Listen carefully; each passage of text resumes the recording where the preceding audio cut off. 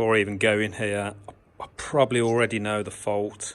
Mitsubishi Electric Mr. Slim units, an E9 fault, a bit of a water leak there. I'll just turn that back off on here.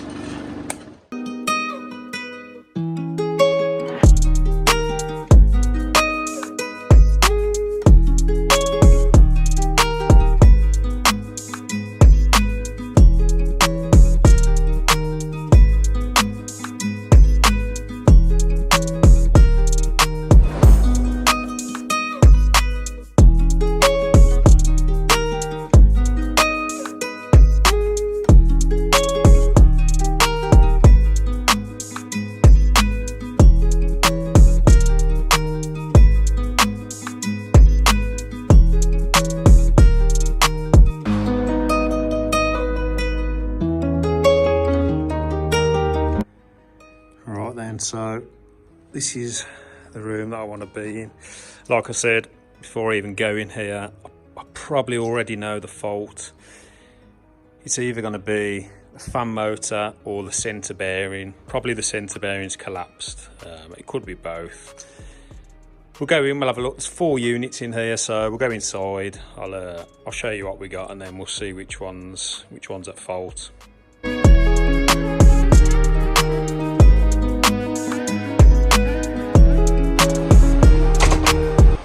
Right then, so as you can see, we're in it's not too big, quite a small server / comms room, and we've basically got 4 of these old style Mitsubishi Electric Mr. Slim units. Now,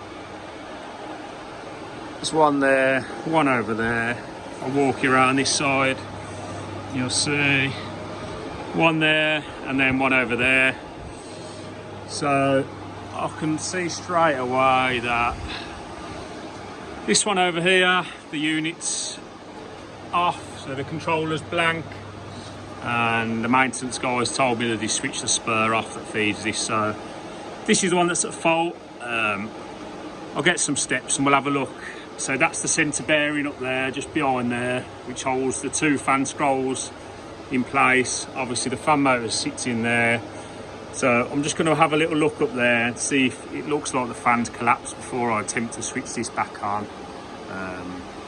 There's also a bit of a water leak there, so I'm not sure what's happened there. It could possibly be that the fan motor's okay and the unit's iced up, or more than likely it's going to be the fan motor stopped working, the unit's carried on, and that's what's caused it to ice up.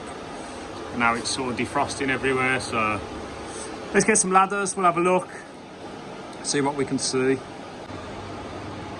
Right then, so you can see I can't get them air filters out because you'll see all that water sort of dripping there.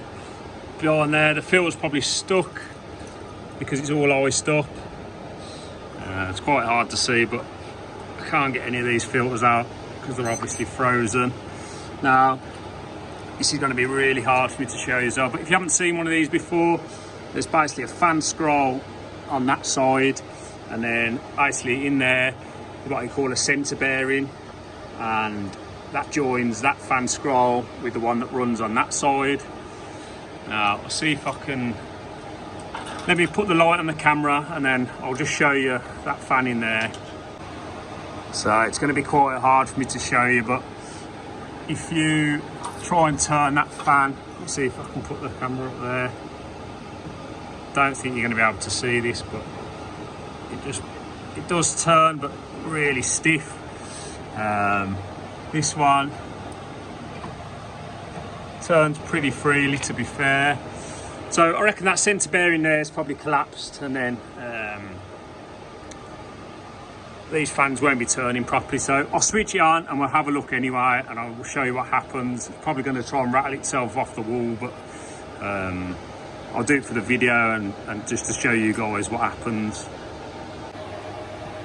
Right then, so we flip the spur back on and we've got an E9 fault.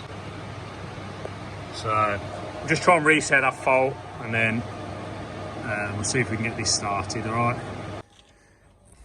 Alright then, so we're going to go and have a look on the roof because it's got an E9 error, which is a comms error. Because you switched the indoor spur off, I need to go and reset the outdoor unit, which are somewhere up here on the roof. So I'll try and open this door and then I'll catch up with you guys in a minute.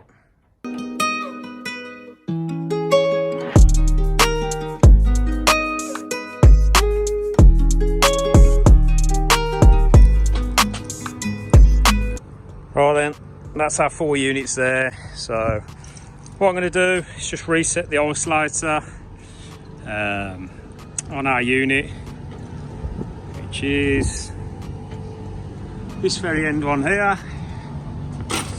So we're going to knock that off, just kill the power, switch it back on. Hopefully that's going to reinitialise. The indoor will find the outdoor, and then we'll go and see how bad the fan really is.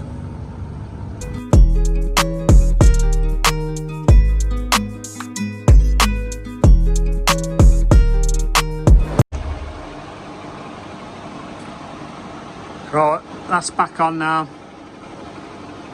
and yeah, it sounds quite bad from time to time. So let me get the ladders back up, and then we'll zoom in on this, see if we can hear anything. So yeah, there we go, guys. The fan is not even spinning. Maybe you guys can see that.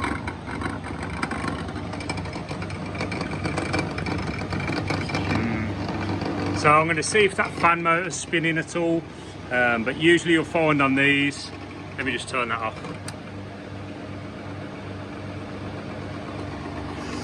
I'll just turn that back off on here. Yeah, so usually you'll find on these that fan at the end, where the spindle of the fan motor goes in, it'll wear away sort of the rubber and the metal of the actual fan itself, the fan scroll itself. So although that motor might try and be turning, the fan won't be turning anywhere, and that's the same with that centre bearing. It just collapses, it just wears away the metal and the rubber and the bearing. So yeah, I think this one's definitely going to need that fan there, and then that centre bearing there, possibly a fan motor, but I think that might be alright. We'll have a quick look. But yeah, just as I expected. I did do the one over there not long ago. If you follow me on Instagram down here, you probably remember when I did that one over there. If you don't know, these things are one of the worst indoor units to strip down and change your motor or the fan bearing on. They're just an absolute pain in the arse. I've done quite a lot of these in my time, so I'd like to think that I've got them down to a T, but they're still, yeah, they're still a horrible job. Anybody who knows about these things there will know they're quite old now. Luckily, all the Mitsubishi electric kit now is a dream to work on, but still always dread seeing one of these things. Yeah, so I think I'm going to get my kit. I'll quickly check that fan, but I'm going to get my kit packed up, hop back in the truck, and then I'll bring you guys along with me when I come to repair this. So I'll show you exactly sort of how bad it is to strip one of these down and change the parts.